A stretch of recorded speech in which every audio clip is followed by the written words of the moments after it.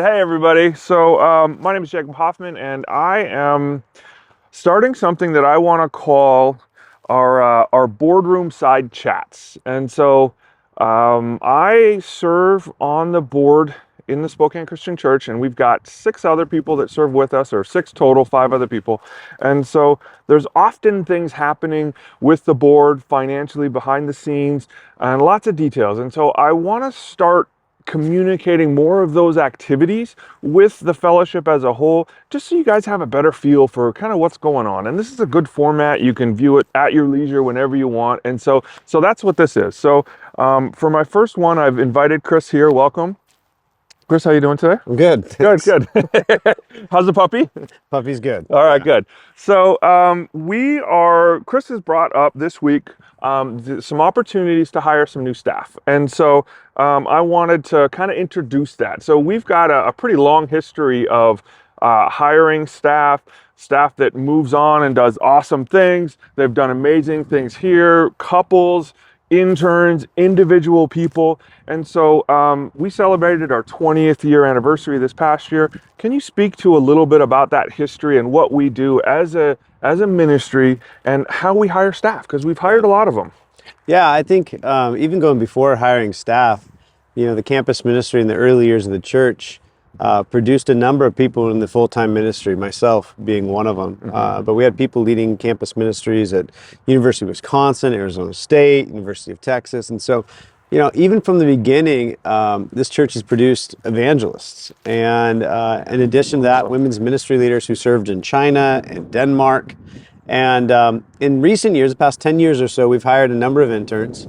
And 4 of those 6 or so interns are now, helping lead or leading churches. And so I think the experiences and the opportunities that people have received here in Spokane have helped them to go on and do great things elsewhere. And so God has kind of used this as a great fertile soil.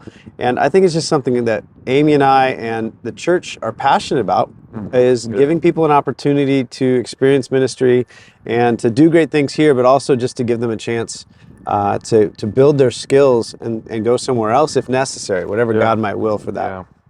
Yeah, the impact is a lot bigger than just what it is here in Spokane, and really what they benefit us personally, right, and sharing that with the rest of the world.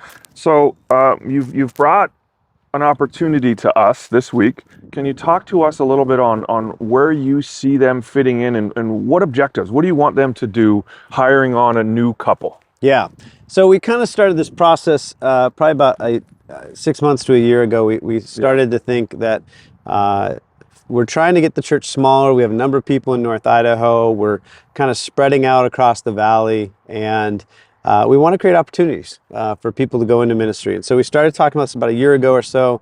Had a couple in mind last fall, and that situation didn't work out. And so then we've kind of just been playing it. And it's not a situation where we have, like, this is our position and let's go just throw an ad out there and see who we get.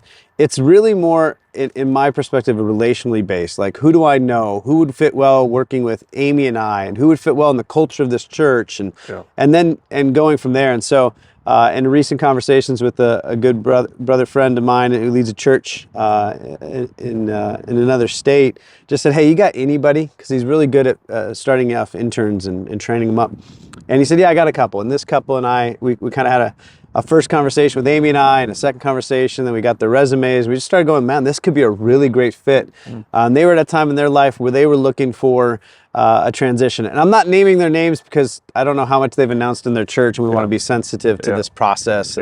But yeah, so we're going forward with that. And the goal that I think is to find a couple that fits our culture and our space, and then use their strengths they have now and build them into that. And the ambition is always to build church leaders, not just ministry leaders, but church leaders, so that we are prepared to grow or to give to whatever the needs might be. And so that's kind of what we're hoping for. And so the second week in May, we're bringing this couple in, let them introduce them to the campus and some of our singles and young adults. It's kind of the ministry I think they'd fit right now.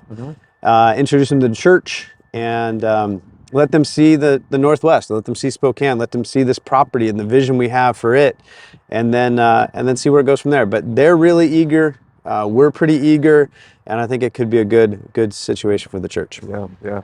What do you think about growth? You mentioned young adults campus, growth into families ministry and some of the other needs that we have here in that area. Yeah.